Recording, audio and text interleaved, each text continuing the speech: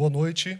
Esse é um dos 6 espaços de programação oficial da 23ª Bienal Internacional do Livro de São Paulo, que tem curadoria do Sesc São Paulo. Relatos do Oriente pretende discutir as questões políticas e culturais presentes na literatura do escritor libanês Ilyas Khoury, bem como na obra de Milton Ratum, brasileiro de origem libanesa. Contamos também com a participação de Safa Jubran. A mediação é do jornalista Diogo Bercito.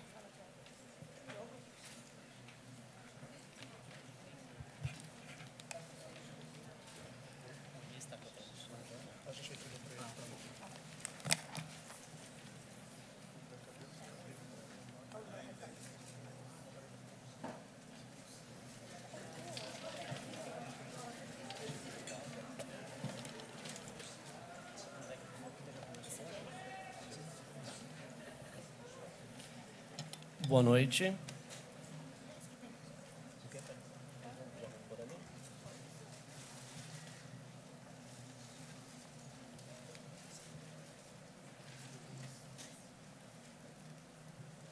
Bom, bem-vindos à nossa mesa. A gente já foi apresentado. Queria apresentar os convidados, começar pelo Milton Ratum, que é o nosso primeiro convidado no canto da mesa. Milton, nascido em Manaus, autor de grandes livros como Dois Irmãos e Relato de um Certo Oriente, que, aliás, dá nome à nossa mesa, em que ele trata histórias de famílias de imigração libanesa e mescladas com a história da cidade, narrativas bastante interessantes. Ao lado dele, Ilyas Khoury, libanês, nascido no Líbano, autor de 2 livros já traduzidos ao português: Yalon, que trata da Guerra Civil Libanesa, e Porta do Sol, que tem como tema a causa palestina e a criação do Estado de Israel e todas as disputas regionais. É autor de uma série de outros livros que a gente ainda não tem traduzidos. E, por fim, a professora Safa Jubran, professora da USP, tradutora tanto do Milton Ratum ao árabe, quanto do Ilyas Khoury ao português. E, enfim, uma das responsáveis para que a gente tenha a literatura libanesa traduzida ao português. E a gente queria começar, o Milton vai ler um trecho do Yalon, uma homenagem ao nosso convidado Ilyas Khoury, e vai explicar também para a gente um pouco sobre o trecho que ele escolheu, certo? Tá. Boa noite, muito obrigado pela presença de vocês. Obrigado, Diogo, é um prazer participar dessa mesa com o Ilyas Khoury e com a Safa Jubran, que viabilizou os nossos livros em árabe e em português. O livro dos 2 romances do Ilyas foram traduzidos pela Safa, esse Yalo e Porta do Sol. É difícil, para não dizer impossível, resumir um romance. Eu não vou fazê-lo. Eu não vou resumir a história, as várias histórias narradas em Yalo. Mas é um romance surpreendente, primeiro pela linguagem, pela forma de narrar e de estruturar a narrativa. É um romance ambientado na Guerra Civil libanesa, né, mas já narrado nos anos 90, né, e, curiosamente, é a história de um personagem que não é exatamente libanês, mas é de origem siríaca. É uma pequena comunidade, muito pequena comunidade, que vive no Líbano, portanto, que fala árabe e siríaco. Há uma comunidade maior na Síria e maior ainda no Iraque. E, no entanto, essa pequena comunidade siríaca está perdendo uma coisa que é fundamental, que é a língua.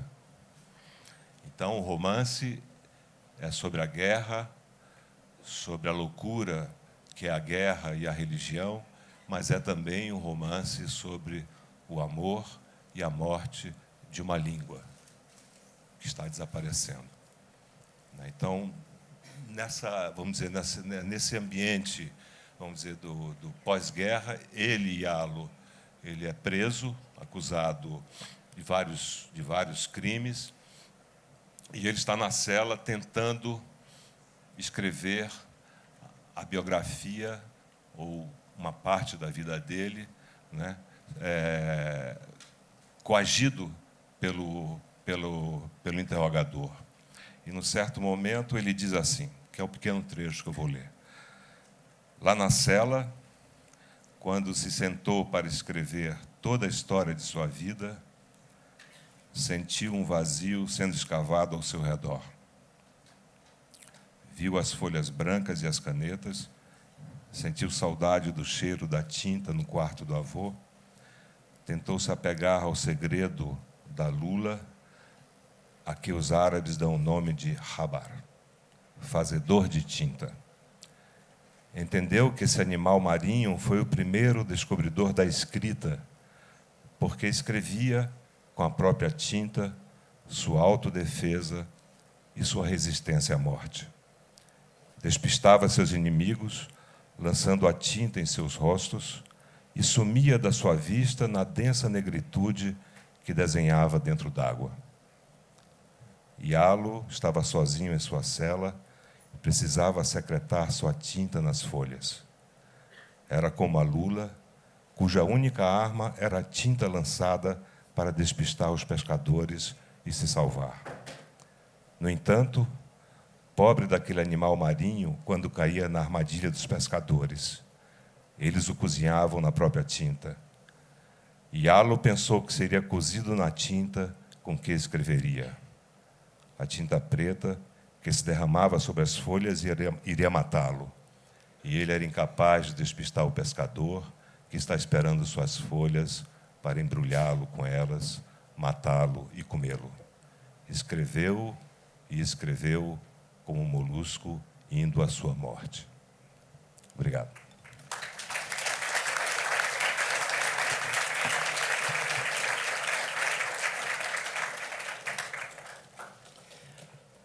Ainda no tema da língua, a Safa vai ler um trecho de Relato de um Certo Oriente. Acho que a gente concorda que é um dos trechos mais delicados da obra do Milton, e é um trecho com o qual a Safa tem uma história que ela vai contar para a gente depois. Ok, e eu vou ler este trecho em homenagem aos 25 anos desta obra. Faz 25 anos que saiu o relato, e realmente um dos trechos mais bonitos que eu acho. Então, vai. No fim da peregrinação, aos quartos e às vitrines da loja, sentávamos na mesa da sala e ela escrevia cada palavra, indicando as letras iniciais, centrais e finais do alfabeto. Eu copiava tudo, esforçando-me para escrever da direita para a esquerda, desenhando inúmeras vezes cada letra, preenchendo folhas e folhas de papel ao maço pautado. No fim da tarde, corria para mostrar ao meu pai as anotações, que ele corrigia, enquanto Emily desaparecia no quarto, contíguo ao seu, onde só ela entrava. Ela ensinava sem qualquer método, ordem ou sequência.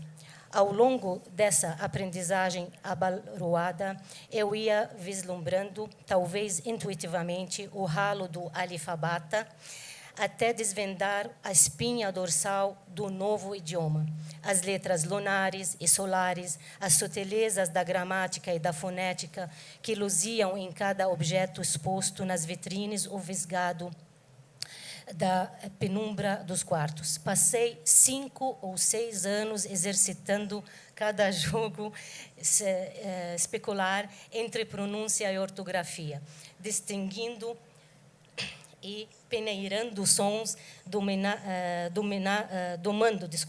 o movimento da mão para representá-los no papel, como se a ponta do lápis fosse um cinzel, sulcando com esmero uma lâmina de mármore que aos poucos se povoava de minúsculos seres contorcidos e espiralados que aspiravam a forma dos caracóis.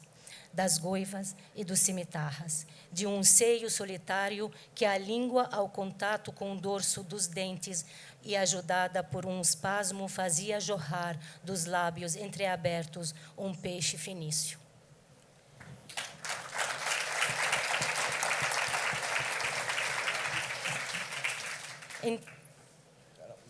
Ok.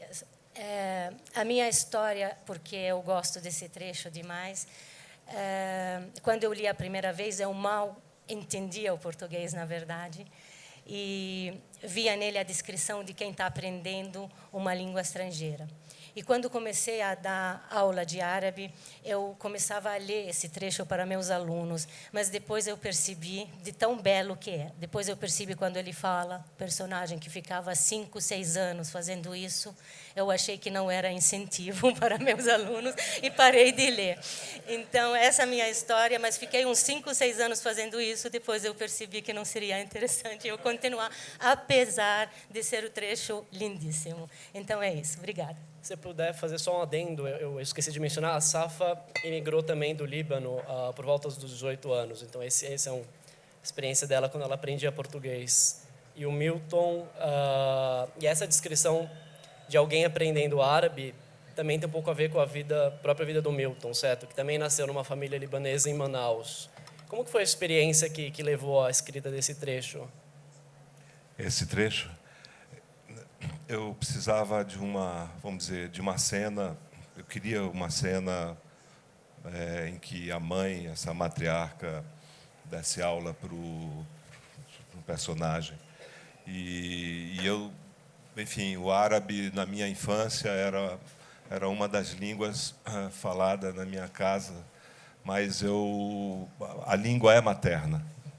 A língua materna ela é transmitida pela mãe, como o nome diz. E minha mãe não falava árabe. Eu acho que ela entendia os palavrões, né, tal. Como eu também entendia, como todos entendem, né, charmuta, não sei o quê. Muita gente entende, olha. Mas, bom, tem outros mais pesados. Sou uma pessoa educada. Mas a melodia, quer dizer, o som da língua me era totalmente familiar e, de fato, foi a grande frustração da minha vida. Uma das grandes, né, eu tenho tantas, que é não falar árabe. Sobretudo, não ler árabe. Não ler a poesia árabe, não ler a literatura em língua árabe. Mas quando eu comecei, então, quando eu estava nesse trecho, eu disse, bom, eu preciso ter noções, alguma noção da língua árabe. E na minha universidade, na Universidade Federal do Amazonas, eu dava aula de francês, literatura francesa, eu tinha uma amiga argelina que conhecia o árabe clássico. E era professora de francês também. E aí ela me deu aulas particulares. Foi de uma gentileza, de uma paciência, porque eu era impaciente, eu queria aprender tudo. Ela disse, não, isso vai demorar 5 ou 6 anos. Ou mais. Então, vamos dizer que eu aprendi os rudimentos do Alif Bata, né? Alguma coisa, o alfabeto, algumas pronúncias, enfim. E não sei se deu certo, mas o que eu aprendi, eu tentei, vamos dizer, usar nessa página. Eu, então, aprendi durante 1 ano para escrever uma página. E aí foi preciso paciência mesmo. Acho que o Elias pode dizer para a gente se deu certo ou não. Como você se sente diante da descrição da língua árabe? Faz sentido para você? E qual que é a sua própria relação com o árabe, já que a sua obra, por exemplo, é escrita em árabe clássico e com alguma mescla de árabe dialetal? Como que você faz essa balança na sua obra? How is this in your novel? Thank you very much. Muito obrigado. Todo mundo consegue me entender? Sim? Ok. Então, primeiramente, antes de responder a sua pergunta, eu tenho um pequeno comentário, porque os dois deles falaram e leram, e eu não consegui falar nada e nem ler. E o que eu gostaria de comentar tem a ver com as pessoas que estão sentadas aqui. Na verdade, meu último romance, que não foi traduzido para o português ainda, já foi traduzido para o francês e para o inglês, mas ele conta a história de dois irmãos. Eles não são exatamente gêmeos, mas nasceram no mesmo ano. E quando eu estava escrevendo esse romance, eu senti que era tipo um diálogo do romance do Milton Ratum, porque na natureza a gente consegue dialogar mesmo que a gente não fala o mesmo idioma. E agora sentado aqui, eu sinto como que se tivesse uma família, dois irmãos aqui e uma irmã, e isso me dá a impressão que eu estou em algum lugar, num lugar muito estranho. Não é Beirute, mas é algo parecido com o mundo árabe. Agora, contrário aos irmãos no romance do Milton, que um foi enviado para o Líbano, aqui o meu irmão foi enviado para vocês. Então, cuidem dele, por favor. Agora, voltando à sua pergunta com relação aos idiomas, sabe, o idioma é algo muito problemático. E para escrever Tialo, eu tive que estudar síria, que é outro idioma. E estudar esse idioma, que é muito parecido com o árabe, mas é diferente, foi uma experiência muito grande e profunda para mim. E a maior experiência foi a experiência dos sons. Como as coisas ressoam, como é a musicalidade do idioma. E pouco a pouco você se adapta à musicalidade de outro idioma e você descobre que todos os idiomas são lindos. Nós árabes achamos que o árabe é o mais lindo. E a gente fala isso, mas não acredite em nós. Todo mundo acha que a comida da sua mãe é melhor. Isso não é verdade, mas é assim que funciona. Então, esse sentimento que nosso idioma é o melhor, isso não é verdade. A verdade é que a literatura pode ir além. Mesmo que a gente usa nosso idioma como ferramenta, mas a literatura vai além do idioma e fala com todos os seres humanos, em toda parte, em qualquer lugar e a todo momento. E isso torna a experiência literária muito importante. Agora, na minha obra, sabe, em árabe, e todo mundo acha que é só no árabe, mas, na verdade, quase em todos os idiomas, a maioria deles, você tem muitos níveis de idiomas. Você tem o idioma falado, o idioma literário, e podem ser diferentes e podem estar correlacionados, mas o grande desafio era como fazer o falado entrar na escrita e se tornar parte da sintaxe do idioma escrito. E dentro da sintaxe que a gente chama de árabe clássico. Um dos maiores problemas do nosso idioma é que é um idioma muito antigo, então ele é muito pesado. A gente tem poesia escrita há 1.500 anos atrás, e a gente estuda isso ainda nas escolas, e a gente entende, ou nós temos que entender pelo menos. Então, você tem um grande fardo, mas, por outro lado, como a história do idioma é muito longa, você tem diferentes níveis do idioma que você pode usar. E como nós árabes falamos diferentes dialetos, o dialeto de Iêmen é diferente do Líbano, e assim por diante, você pode usar palavras de outros dialetos. Então, eu uso de Yemenite, de egípcio, do norte da África, que enriquece o nosso trabalho e enriquece o nosso idioma. Mas, no final, o que você faz é a gente entra profundamente no idioma a tal ponto que você esquece. E você entra nesse diálogo que é só feito através dos momentos de silêncio da literatura. E eu acho que esses momentos são os mais profundos. Você também tem um uso bastante peculiar da língua, né, Milton? Você usa bastante regionalismos de Manaus. Acho que é uma questão que sempre surge na sua obra, né?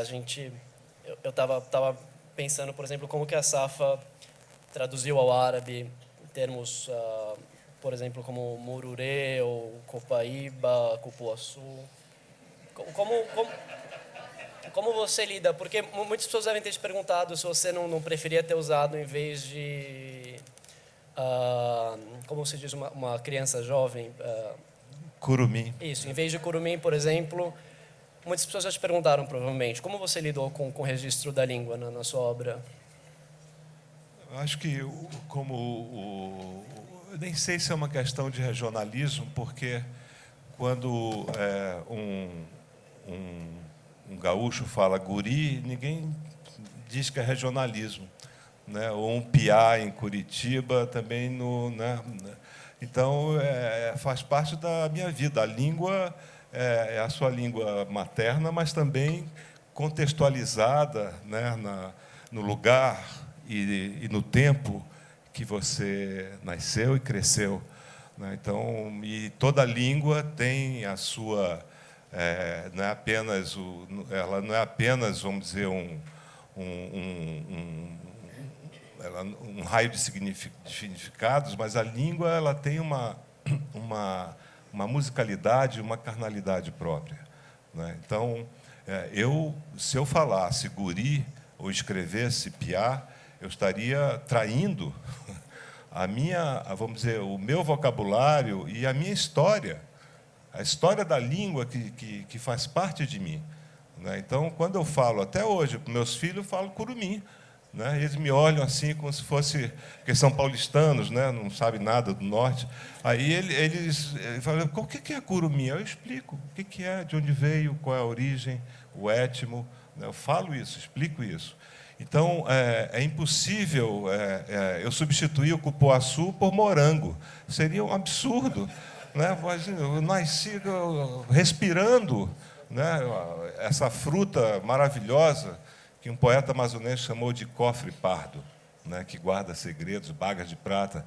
Então, tudo isso, vamos dizer, faz parte da minha vida, né? Quer dizer, não adianta você também forçar. Do mesmo modo em que, quando eu leio um romance, vamos dizer, russo, ou quando eu leio um romance europeu, e uma descrição de uma paisagem nevada, eu ficava arrepiado, achava aquilo exótico, né? Como que existe a neve? Para um amazonense é uma coisa absurda, né? Ou então uma árvore, o carvalho, por exemplo, né? Uma sequoia, né? Quer dizer, por que isso não é exótico e o açaizeiro é exótico? Então, acho que a Safa resolveu muito bem com um glossário, né? Eu acho que o glossário salva alguns tradutores, e esse glossário também, eu acho que existe nas traduções inglesa, francesa, eu acho que nas outras. O que é mais grave nas traduções, às vezes, vamos dizer, a arbitrariedade. Não a invenção do tradutor, mas o arbítrio do tradutor e da editora. Eu vou dar um exemplo. Eu quebrei a cabeça para armar esse quebra-cabeça do relato, em que as vozes, em que o leitor, num primeiro momento, quer dizer, ele não recebe de graça, com facilidade, em cada capítulo, a voz que narra. Ele não sabe exatamente quem está narrando, que é, vamos dizer, uma estratégia para criar, vamos dizer, esse ritmo um pouco sinuoso, ou bastante sinuoso, da própria memória, do próprio, vamos dizer, da narrativa evocada pela memória, né? Então, nos capítulos, na cabeça dos capítulos, não há, vamos dizer, o nome do narrador. O que fez a edição francesa? Colocou o nome de cada narrador na cabeça do capítulo. Quer dizer, todo o trabalho que eu tive para embaralhar aquilo, para transformar essa narrativa, vamos dizer, numa espécie de labirinto da memória, né? Eu fiquei enlouquecido, eu perguntei, mas por quê? Aí disse, não, porque é mais fácil para o leitor. Mas eu não estou preocupado com a facilidade do leitor. O leitor descobre as coisas, que a gente não pode subestimar o leitor. Como a gente não pode nivelar nada por baixo, né? Assim, o leitor ele vai atrás, ele descobre e imagina coisas. Então, a editora inglesa fez isso, a editora francesa, mas a alemã não fez. As outras não fizeram, porque consultam antes, né? Tiveram essa delicadeza de perguntar antes. E, Safa, como é esse processo da tradução do Milton ao árabe ou do Elias a português? E, aliás, como que anda a tradução do árabe para o português hoje? Quem faz essa tradução? A gente tem tradutores o suficiente? Qual é o panorama hoje para a gente? Bom, antes eu gostaria de falar sobre como foi resolvido aqui. O Milton falou, mas, aliás, foi o Milton que me ajudou a ler o livro, porque muita coisa eu não entendia.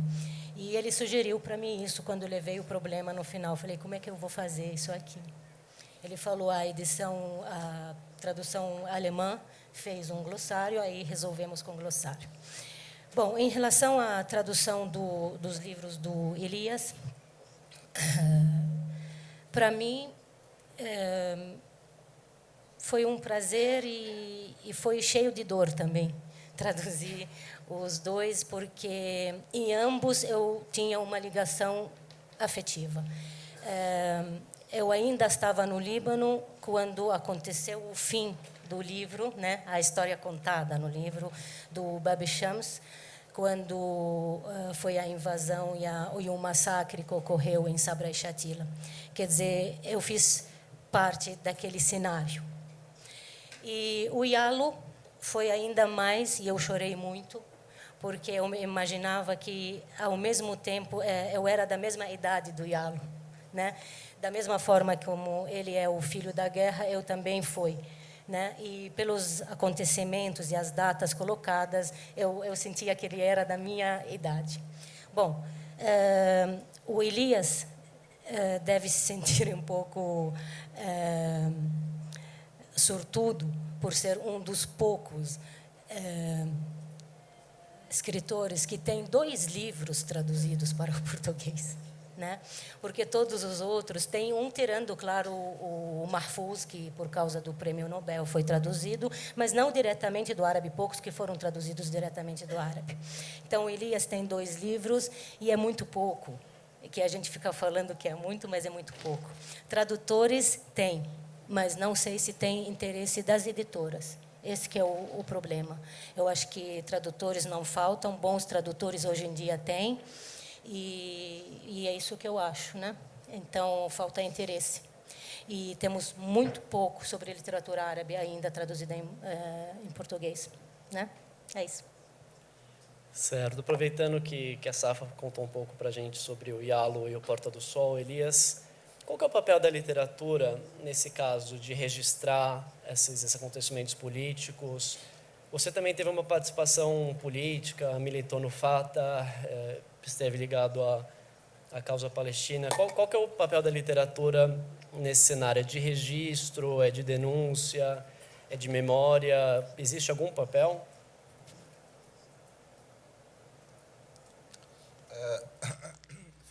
Primeiramente, muito obrigado, Safa, por suas palavras.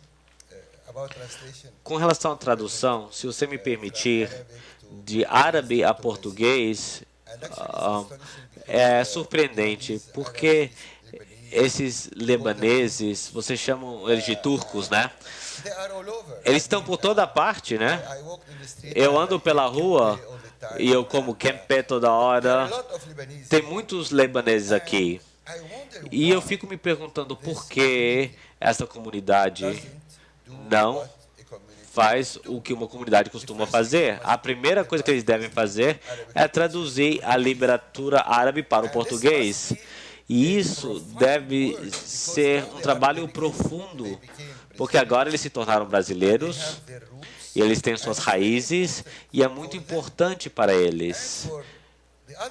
E para os outros brasileiros conhecerem eles melhor do que chamar eles de turcos e assim por diante. Então, eu acho que isso é uma grande responsabilidade da comunidade libanesa e da Síria no Brasil. Agora, voltando à sua pergunta, na verdade, a literatura It's a very bizarre word. é uma coisa muito estranha. If you want to Se take você quer ter uma posição política, em vez de escrever um romance, escreva uma matéria. É mais fácil e melhor, porque aí você vai direto ao ponto e você compartilha a sua perspectiva. E eu faço isso. Eu escrevo matérias e eu falo o que eu penso sobre o que está acontecendo agora em Gaza, por exemplo. Escrevi bastante against the Israeli contra os israelenses, aggression, contra a agressão israelense and so on. e assim por diante. But to write Mas para escrever um romance é outra coisa. Escrever um romance is profoundly a dialogue. é profundo, um diálogo profundo. É um diálogo com o presente e isso, a coisa mais importante, a literatura talvez seja a única forma onde os mortos e os vivos podem dialogar uns com os outros. Na literatura, você consegue sobrepor os limites de morte e vida. 500 years ago, Nós temos escritores que morreram há 500 anos e nós lemos como se estivessem aqui hoje. E a gente esquece do escritor. E essa é a outra parte. Quando você tem um bom romance, normalmente você esquece do escritor, do autor. E você lembra dos personagens do romance. Se o romance for ruim, a gente vai esquecer os personagens e lembrar do nome do autor horrível. Mas uma boa literatura não é só um diálogo com os mortos, mas também é uma forma do escritor desaparecer. Você está lá não para estar lá, você está lá para escutar, para comunicar com outros e para abrir as páginas para eles. E nesse sentido, claro, a literatura em momentos de problemas tipo a guerra civil no Líbano ou a luta palestina ou o que está acontecendo agora na Síria, no Iraque, pode ser um testemunho e ele é, e às vezes ler literatura é melhor do que ler estudos sociólogos, porque na literatura você pode entrar profundamente em problemas, mas isso não é a literatura. Ela pode ser uma denúncia do seu tempo, mas é um testemunho da experiência humana. Por isso que eu não escrevi romances sobre a guerra. Eu escrevi sobre pessoas vivendo na guerra. Viver na guerra é como viver em uma circunstância inimaginável e infelizmente é uma parte constante da vida humana, porque nós continuamos sendo assim. Então, a questão não é escrever sobre a guerra, mas sim escrever sobre seres humanos que passaram por essa experiência. Então, é mais do que uma denúncia ou um testemunho, um documento. Você pode ter isso dentro de um romance, por isso que a gente faz muitas pesquisas para sermos precisos, mas, no fim, é um diálogo com a experiência humana. Por isso que quando eu leio um romance russo, eu esqueço que eles são russos, porque eu consigo identificar completamente com eles. Quando eu leio um romance latino-americano, mesmo se escrito em espanhol, eu esqueço, porque você se identifica com eles também, mesmo que você não esteja na mesma condição. E essa é a importância da literatura. Então, a literatura é importante, mas não tem um papel. Tem algo que vai além de um papel, é a necessidade, da mesma forma que a gente precisa de um espelho, a gente não consegue viver sem um espelho, a gente também não pode viver sem ver nós mesmos nos espelhos das páginas da literatura. Milton, se eu não estou enganado, você teve uma questão semelhante no começo da sua carreira, né? Você, antes de escrever um relato de um certo Oriente, você tentou um texto um pouco mais factual ou mais jornalístico e concluiu por outro caminho, né? Talvez seja uma história semelhante, se você quiser contar para a gente. Na verdade, foi ilustra muito bem o que o Elias acabou de dizer sobre a literatura e o jornalismo. Na verdade, é isso. Entre a transcendência, vamos dizer, do tempo e estar no tempo, escrever sobre a circunstância. Eu acho que a literatura ela não escreve sobre as circunstâncias. Ela não fala sobre o circunstancial. Ela transcende a vida, mas parte de uma experiência de vida. Eu acho que a grande questão da literatura, uma das grandes questões, vamos dizer, da linguagem, é transformar a experiência de vida e de leitura em linguagem literária. Eu acho que esse que é o desafio mais forte, se transformar o passado ou a experiência, vamos dizer, do passado em linguagem, em linguagem, quer dizer, transformar o passado. E quando eu fui para a Espanha, onde você está morando agora, em Madrid, isso foi no fim de 79, eu queria sair do Brasil porque muita gente da minha geração queria ir embora, ninguém aguentava. Sei lá, toda a minha juventude, a primeira, a segunda, a terceira, foi sob a ditadura. Então, as pessoas queriam ir embora. E eu ganhei uma bolsa e fui a Madrid.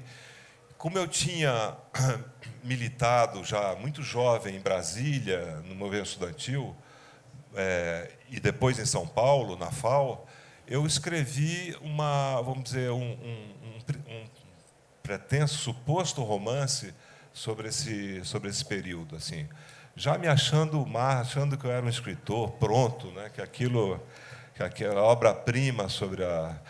E aí eu conhecia um grande tradutor argentino, exilado na Espanha, o Mário Merlino, grande tradutor, inclusive, da literatura brasileira, que traduziu Osman Lins, traduziu Graciliano Ramos, Raduan Assar, escritores portugueses. E o Mário, que era sabido, sabia tudo, os argentinos têm uma formação literária sólida, ele leu o texto e disse, joga fora. Eu disse, tchê? Eu passei 8 meses, não serve para nada, não é literatura, ele disse, não é literatura. Você ainda está no tempo.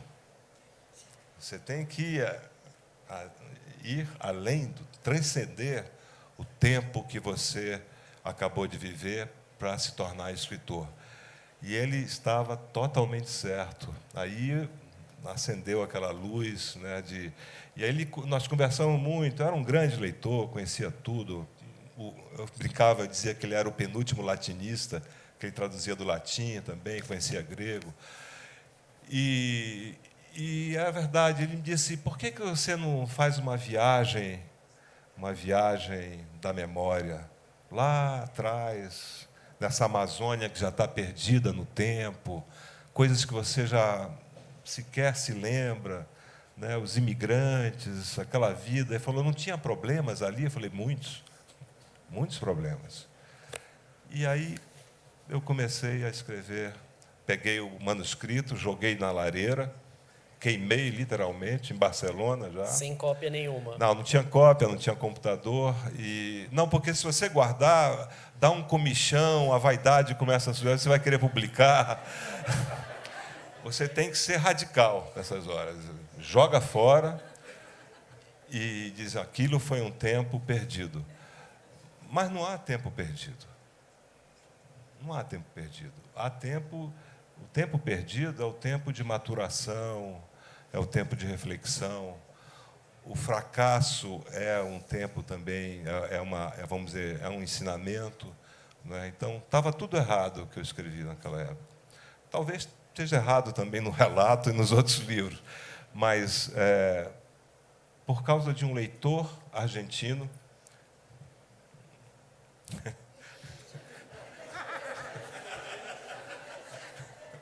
o Danilo puxou a risada, mas por causa de um grande leitor argentino e uma pessoa maravilhosa, que infelizmente faleceu, jovem, eu não saí à cata de uma editora para publicar o que não devia ter sido publicado. Você, Elias, já destruiu algum manuscrito ou já desistiu de algum livro? You wrote or gave up on a book? Yeah, a lot, of course. Muitos. Eu destruo. Sabe, o segredo desse trabalho, o bom escritor não é o escritor que sabe como escrever.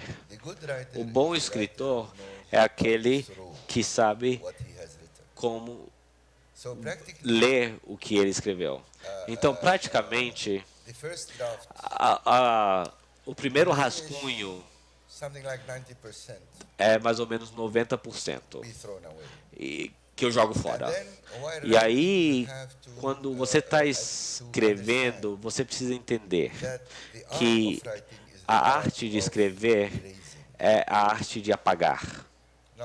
Agora, antes era difícil, porque você tinha que trocar a página. Hoje, no computador, você aperta deletar e pronto, é muito simples. E eu acredito que apagar é muito importante, porque ele previne você de seguir a você mesmo, porque tudo que você escreve, você sente que é parte de você. Eu entendo o primeiro romance dele, você tinha que jogar fora, senão você teria aquela ideia estúpida de publicar isso, e aí a gente não estaria aqui juntos hoje. Então,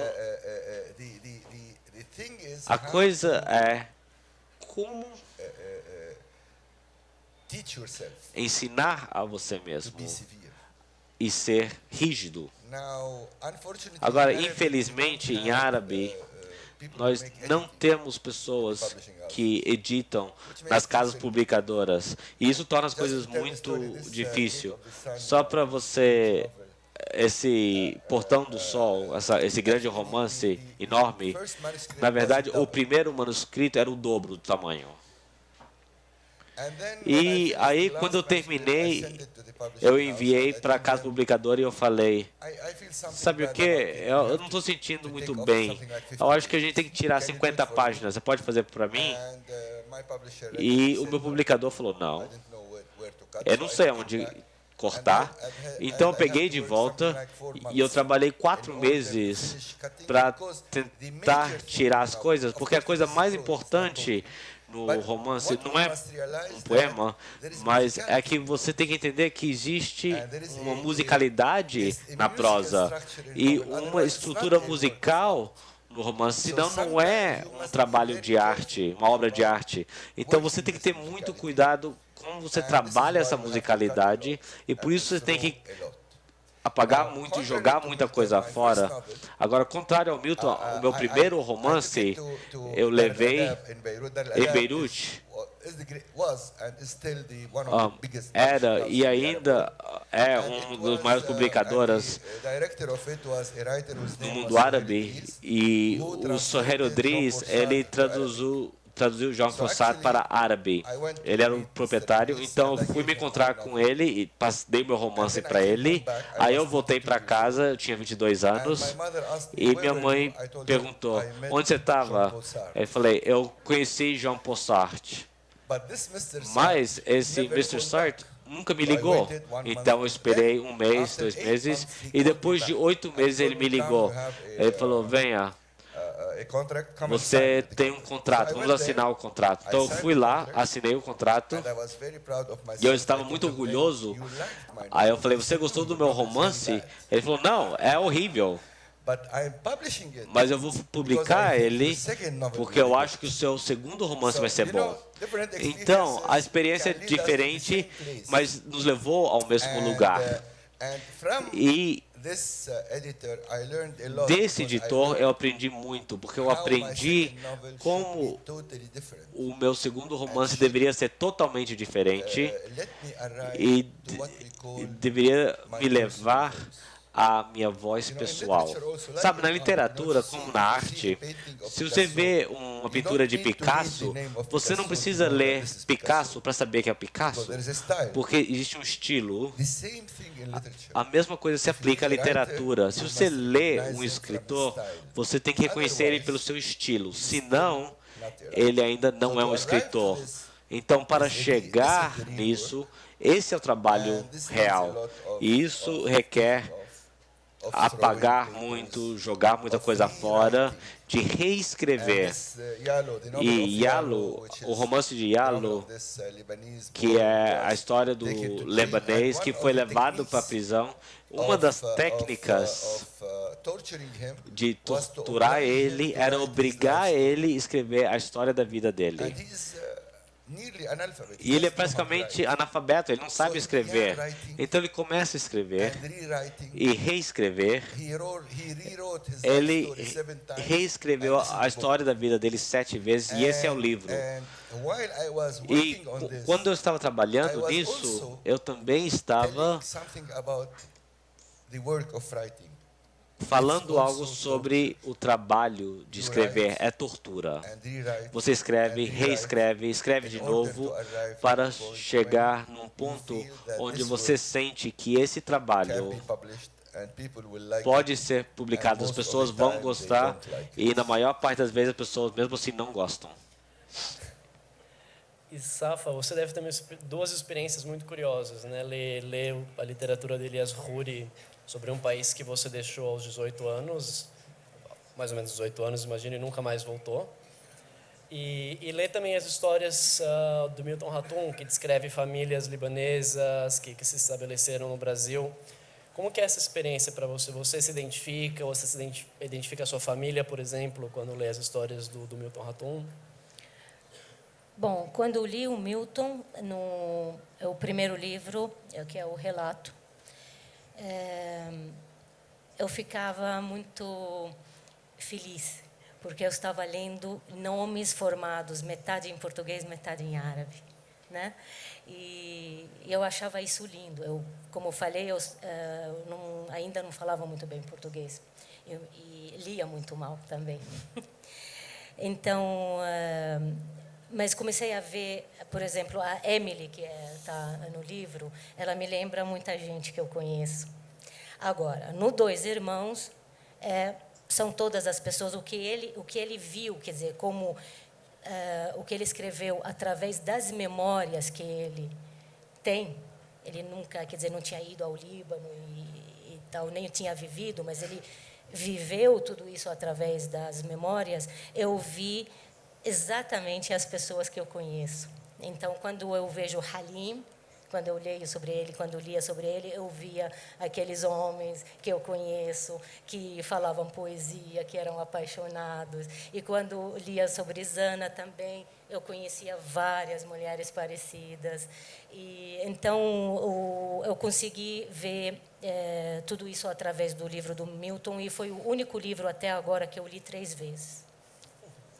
Né?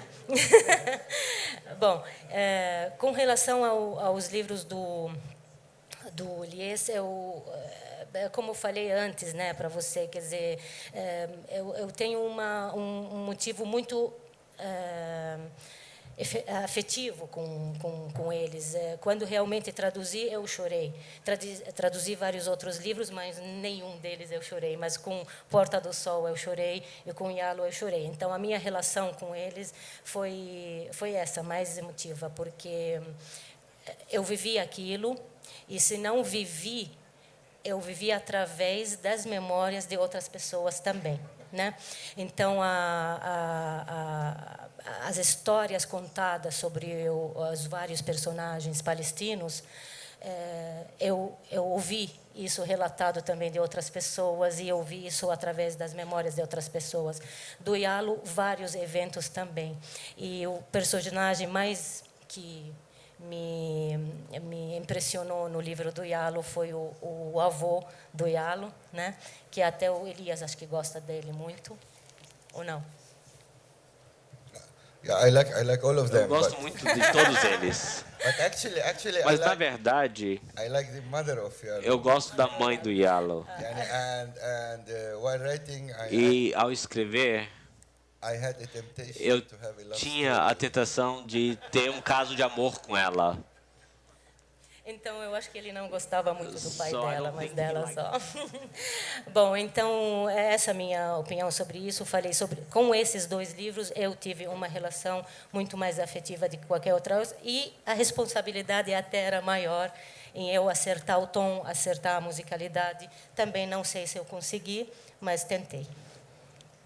E Milton, como a Safa estava dizendo, essas histórias do Líbano você ouviu da sua família desde pequeno, né? Você deve ter construído uma imagem bastante clara de Beirute ou do Líbano em geral. E depois de algum tempo você, de fato, foi a Beirute, certo? Como que essa imagem casou ou conflitou com a imagem que você tinha na sua cabeça do Líbano ou de Beirute? Foi chocante, porque o que eu ouvia de Beirute era a Beirute ainda idealizada dos anos 50, né, do Hotel San Jorge, a Beirute, vamos dizer, desse estereotipada, né, a Suíça, o Líbano como Suíça do Oriente, a pérola do Oriente, o jardim do Oriente, vamos dizer, uma série de representações que já estavam, vamos dizer, indicadas nos relatos de viagens, né? O Flaubert fala sobre isso, os viajantes franceses. Então, o Líbano sempre foi, vamos dizer, essa espécie de jardim do Oriente, né? O único lugar do Oriente que não tem deserto, né? Você tem o Mediterrâneo, minha avó falava muito, minha avó era uma libanesa afrancesada, um pouco pedante, né? E ela falava em francês, achava que o máximo isso. E depois eu aprendi francês porque ela também quis que eu aprendesse francês e brigava com meu avô por causa disso. Então, eu fui ao Líbano com meu pai. Eu não ia ao Líbano. Eu ia ficar numa instituição francesa de tradução, ia fazer um trabalho de tradução na França. Aí meu pai, que não ia ao Líbano havia 33 anos, ele não tinha visto mais os irmãos, ninguém, né? Ele me disse: você não quer desviar um pouco e ir para Beirute? Isso foi em 90, por aí, 1990, foi exatamente no fim da Guerra Civil. E eu encontrei uma cidade devastada, né? Uma cidade, foi a primeira cidade que eu vi ruínas da guerra. As pessoas que tinham perdido, todo mundo tinha perdido alguém da família, né? E é curioso porque você pega o táxi no aeroporto, aí meu pai fala para o motorista: eu vou a Burj El Brajn, na Torre das Torres, que é um bairro pobre, muito pobre, ao sul do Líbano, ao sul de Beirute. E aí meu pai descreve mais ou menos onde é a casa, aí o motorista diz: é da família Hatoum? Ele disse: eu sou da família Hatoum. Ele disse: eu conheço todos eles, tem uma rua chamada Hatoum Street, no aeroporto. E aí começou a minha aventura, vamos dizer, ou desventura, porque as pessoas são muito emotivas. Os libaneses têm essa emoção brasileira também, né? Essa coisa desse choro, essa coisa, né, da emotiva, enfim, esse calor à flor da pele, né? E foi muito triste a primeira viagem. A volta é sempre triste. E depois também, quando eu voltei para Manaus, muito tempo depois, eu encontrei a minha cidade destruída também. Não pela guerra, mas pela especulação imobiliária, pela barbárie dos anos 70, pelos prefeitos coronéis que destruíram muitas coisas, pela ignorância, pela falta de compreensão da cidade. Isso, quando eu cheguei em 84 em Manaus, eu vi: essa cidade não é mais a minha cidade, né? Já não é mais a minha cidade. Mas depois, quando eu voltei de novo ao Líbano, nos anos 90, agora, há uns 5 anos, 4 anos, Eu encontrei outra cidade, foi tudo reconstruído. Essa capacidade de destruir e de reconstruir, né, e de que é, enfim. Então foi isso, né? Foi uma coisa um pouco ambígua, né? De tristeza, de nostalgia, e eu tentei lá aplicar o que eu tinha aprendido com a minha professora argelina, e eu falava umas palavras em árabe, e ninguém entendia, as pessoas me olhavam e riam. Aí meu pai dizia: para de falar, isso não é árabe, você não está falando nada. Isso é um horror, você está confundindo as mulheres com os homens, isso é feio. Ele falou. Aí ele falou: halas, ele falou: para, fala em francês. Fala qualquer coisa, mas não em árabe. E eu disse: pô, eu levar a bronca já com 40 anos na época, eu ainda era jovem. Mas eu ouvi histórias, muitas histórias,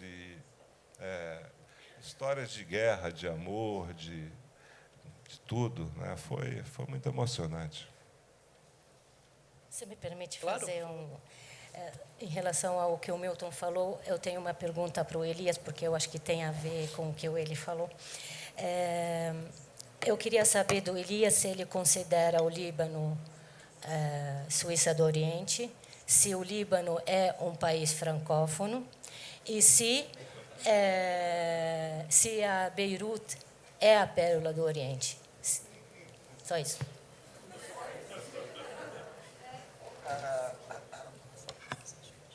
Actually, Na verdade, when I was hearing quando eu estava ouvindo Milton, eu me lembrei de todo aquele mito libanês sobre imigração. Sabe, o Líbano é um país de imigração. Nós temos milhões de libaneses que saíram do país e o Brasil é um dos maiores centros de imigração libanesa. E eu lembro que quando o pessoal voltava para visitar o Líbano do Brasil, e ela abre a mala dela e todo mundo cheirava café, porque ela trazia muito café. Então eu pensava que esse país, quando você viesse para cá, você ia cheirar café na rua. E eu não cheirei café na rua. Então, há sempre um mito com relação aos lugares. Então, da mesma forma que eu não cheirei café quando eu cheguei no aeroporto de São Paulo, quando você vai para o Beirute, você não vai cheirar a Suíça do Oriente. Eu garanto isso a vocês. Primeiramente, todos essas histórias míticas de como as pessoas se identificam são histórias e você precisa considerá-las como se elas são o que as pessoas gostariam que fosse ou o que elas gostariam que as pessoas pensem a respeito dela. Mas a importância de Beirute sempre foi uma capital cultural do mundo árabe. Essa era a importância.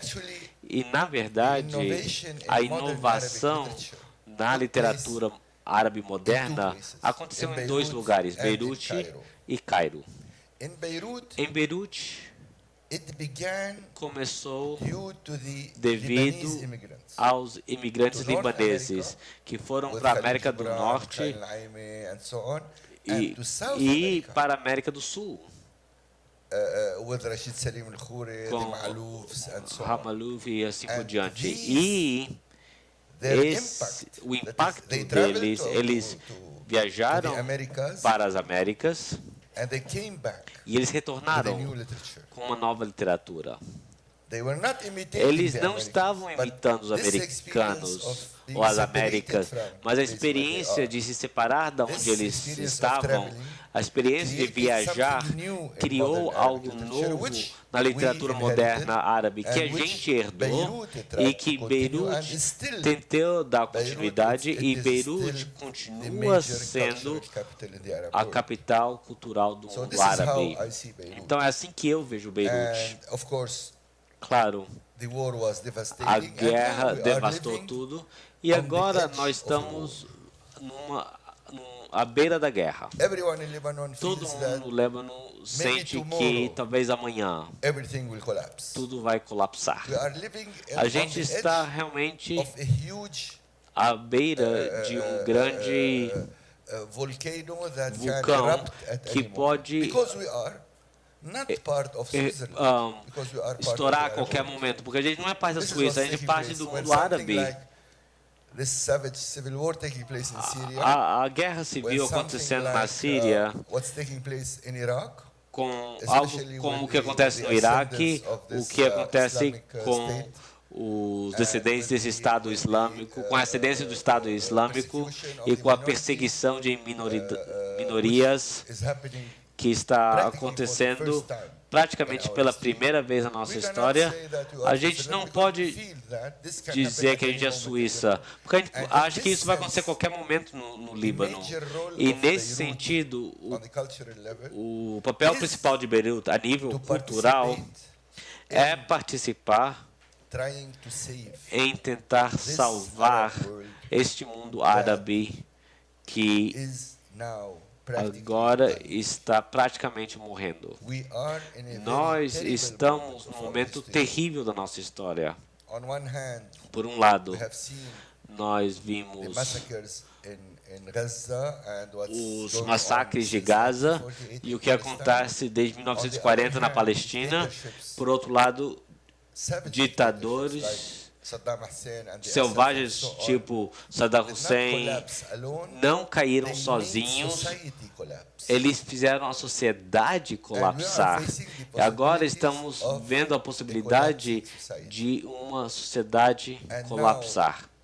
E agora, Besides the Lebanese immigration was além da imigração mainly for economic reasons. libanesa, que aconteceu por motivos econômicos, porque o Líbano é um país muito pobre, nós não temos terra suficiente para plantar.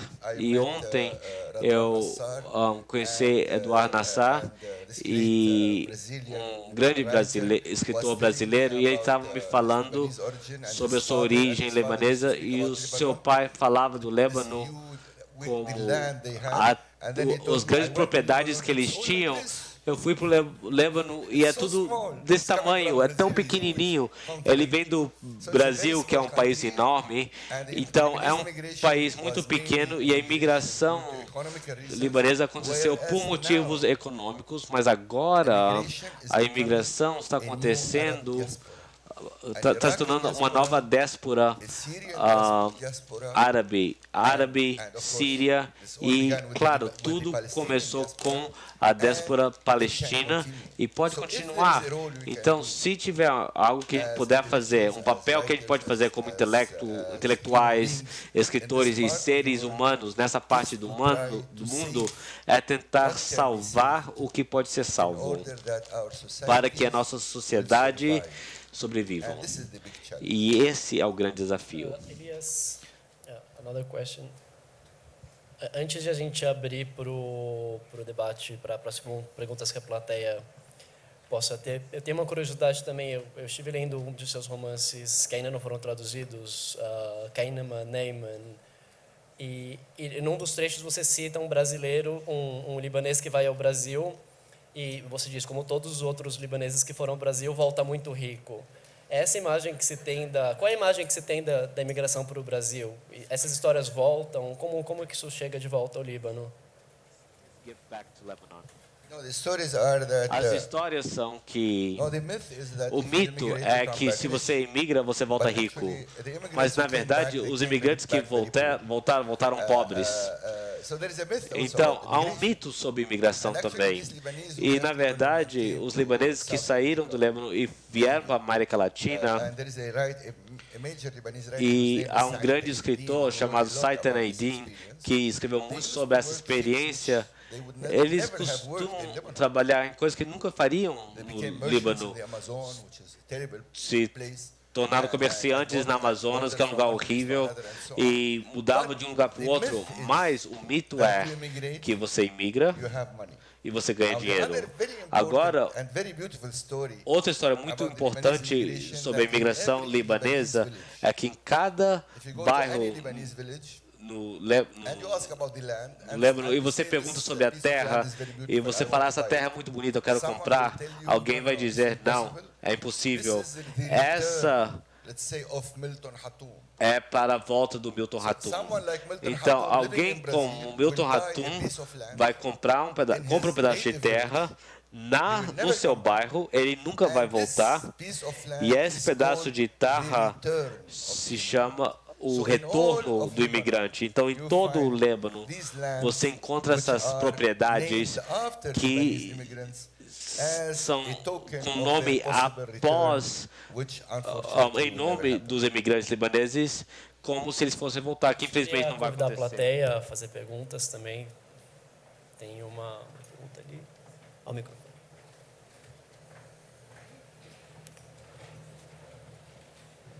Então, não sei qual língua precisa falar, porque eu sou refugiada síria. Eu quero falar em árabe porque eu tenho muita saudade, eu tenho muito respeito para Ilyas Khouri, que é não só um escritor das novelas para mim, mas uma figura. Por quê? Porque desculpa, meu português não é muito bom, fiquei só 8 meses aqui até agora. Tá ótimo, tá ótimo. Então, mas eu quero fazer uma pergunta ou mais uma intervenção. Para mim, sou uma síria. Estou aqui no Brasil, não porque eu gosto do Brasil, é um país muito gostoso, mas mesmo assim, mas porque tem um ditador barbárico, sanguinário lá no meu país, que não, mesmo se eu quero ser um escritório, uma writer, ou mesmo se eu quero que o Dr. Ilyas Khouri fique um idol, para mim não quero. Porque se eu abrir minha boca, eu fico no Brasil.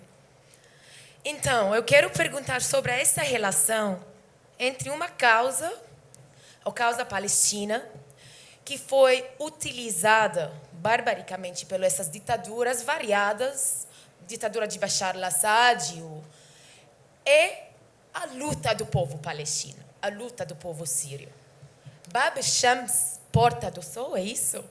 Foi também no janeiro de 2013, em homenagem desse livro maravilhoso, o nome de uma ocupação da resistência na Palestina, de ativistas palestinas que tomam um terreno ocupado pelo Estado de Israel e falam, essa terra é nossa. Então, eu quero saber mais sobre essa relação entre como é difícil quando você é escritor, tem essa pressão de falar sobre política, tem pressão de fazer statements, de fazer declarações, mas também a verdade material fala que, olha só, nós somos ocupadores dessa terra, nós vamos fazer uma ocupação, é o nome da ocupação, o nome de um livro de Ilyas Khouri. Como ele sente quando ele ouve disso? Obrigada. الحقيقة ما فهمت كثير الأسئلة بس معلش. Desculpa.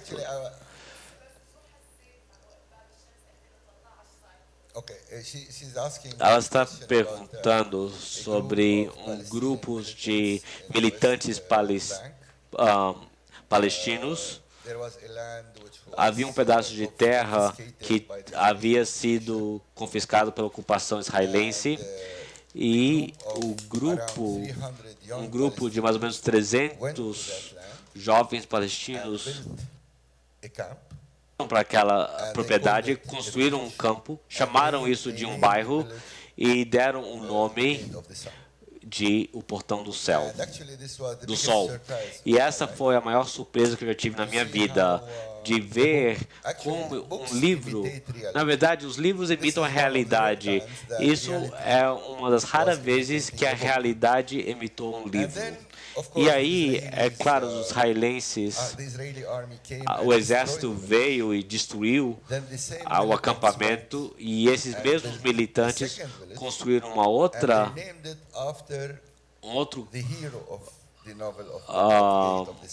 outro acampamento, e eles deram o nome do herói do Portão do Sol. Isso aconteceu por vários meses, e aí eram destruídos. E agora,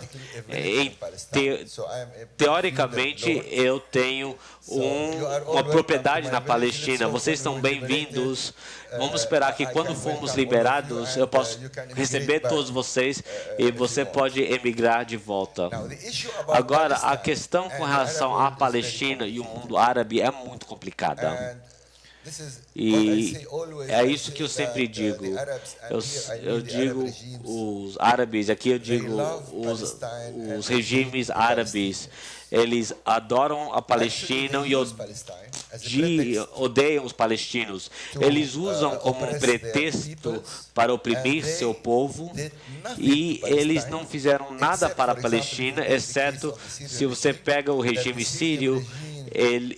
O regime sírio participou de um dos maiores massacres que aconteceu contra os palestinos, que é o massacre de Tel Zat, que foi um acampamento, e o massacre de Tel Zat foi maior do que o de Tel Zat, que aconteceu em 76.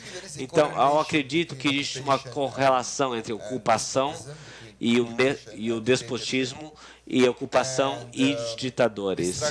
E a luta por democracia e liberdade também é uma luta pela liberação da Palestina. A gente não luta pela Palestina por motivos nacionalistas, mas sim porque é uma causa de justiça e democracia e liberdade devem andar juntos.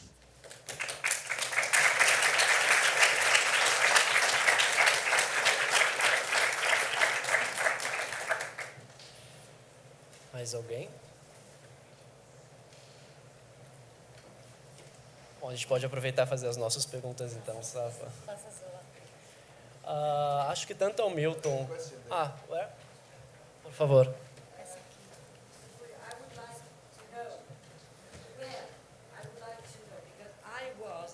I was in 72. I saw everything. Eu vi tudo. O único lugar que eu não visitei foi Colina de Cohen, porque...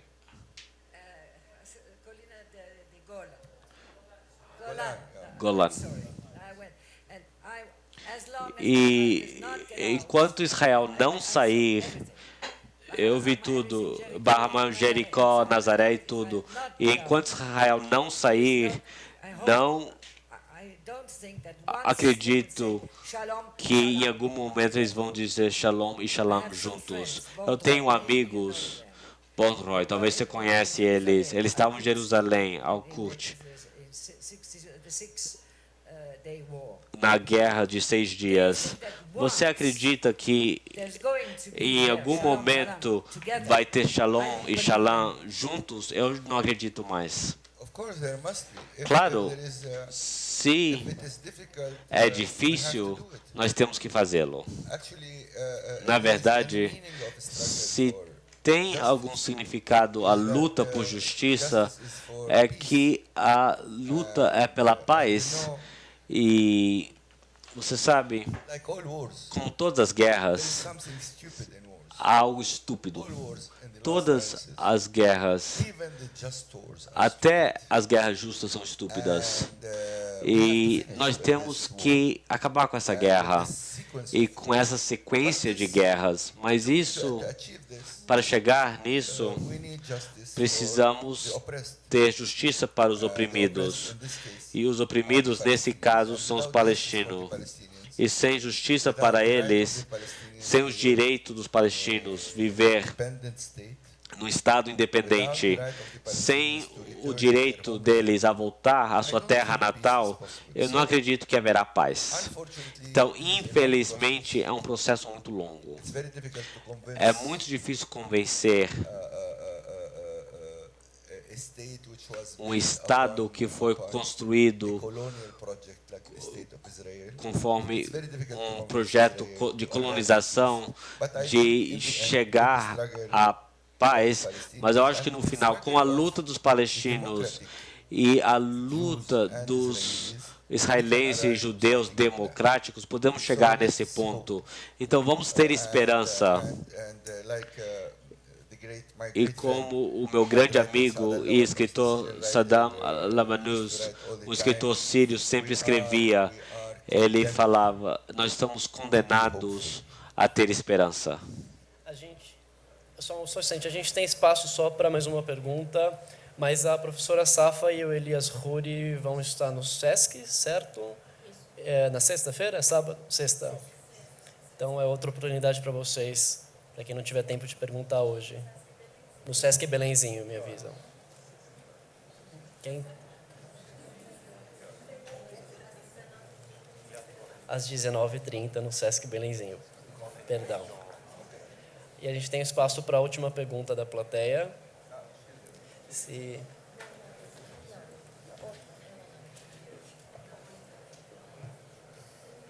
Well, I know it's not a question, but there was a writer. Mas tinha um escritor israelense e que ele está aqui em São Paulo, nascido em Tel Aviv. Eles criticavam o Netanyahu também. Não sei se isso vai acontecer. Já faz desde 1948. He was translated to Portuguese.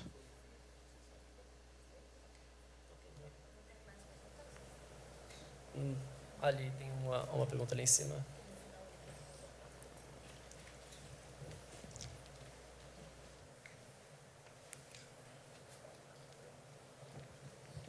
Oi, boa noite. Minha pergunta vai para o Milton, porque a gente está vendo cenários de grandes guerras e parte da sua vida inteira foi mediada na ditadura militar. Queria saber como esse cenário político do brasileiro influenciou para você se refugiar na literatura, na sua vida como escritor.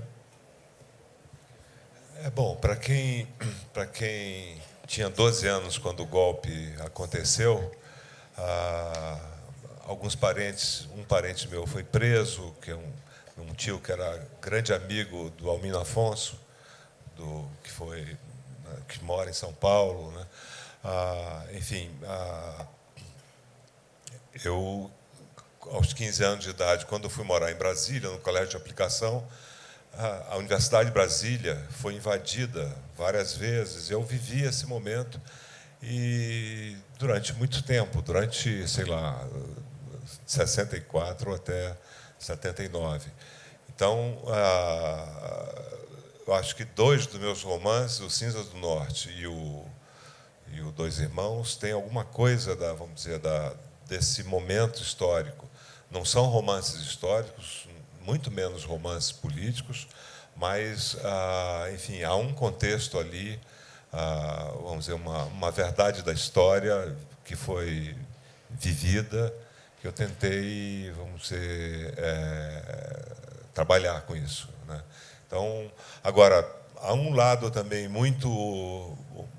Até hoje, ontem, uma jornalista falava sobre educação, se eu tinha estudado, quando que eu tinha lido os primeiros romances. Eu falei, olha, eu sou de uma geração que ainda estudou na escola pública razoável, ou pelo menos razoável, ou de qualidade. Então, os grandes livros, os primeiros livros da minha juventude, os grandes livros da literatura brasileira, eu li no Colégio Estadual do Amazonas. Quer dizer, essa formação de leitor. Porque, para quem quer ser escritor, a formação de leitor é fundamental, né? Então, e precisa saber ler também, né? Então, não adianta as coisas, como dizia o Conrad, os temas não caem do céu, né? Você tem que saber ler, tem que saber transformar a vida em literatura. E isso foi fundamental. Quer dizer, eu ainda fui filho dessa escola pública de qualidade em Manaus, depois em Brasília, e eu me formei aqui em São Paulo, na USP, em arquitetura. Tive grandes professores, tanto na província quanto na capital. O meu colégio foi fechado em 71, colégio de aplicação que pertencia ao UNB. Um dos crimes da ditadura, e talvez o menos comentado, foi a destruição do ensino público, aqueles Jarbas Passarinho, esse que ainda está cantando de galo, ele foi um dos responsáveis pela destruição do ensino público brasileiro. Então, são essas coisas que a gente precisa dizer e discutir, porque hoje, recuperar a qualidade do ensino público, num país de 200 milhões de habitantes, com toda a miséria e as injustiças e a prática política dos 25 anos de ditadura, é um trabalho para uma vida, mas eu acho que essa é a nossa, vamos dizer, é o nosso desafio, é recuperar a dignidade e o prestígio do ensino público no Brasil.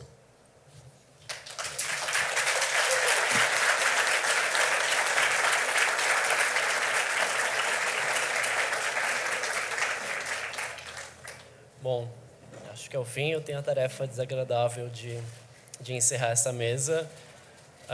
Obrigado a todos que vieram. Acho que o Elias Khoury queria dizer uma última palavra antes da gente encerrar a noite.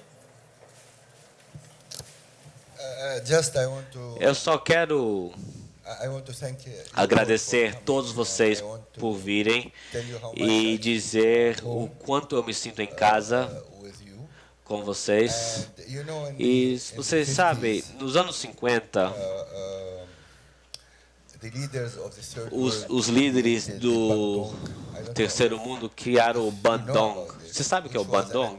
Que foi uma tentativa de criar uma comunidade internacional que estaria fora do conflito entre os dois campos.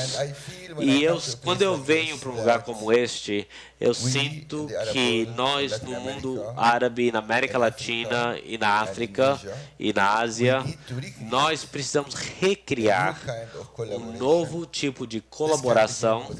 Pode começar com a cultura, depois a parte econômica, para salvar a nós mesmos da loucura que está liderando, levando a gente ao capitalismo selvagem que governa o mundo. Muito obrigado.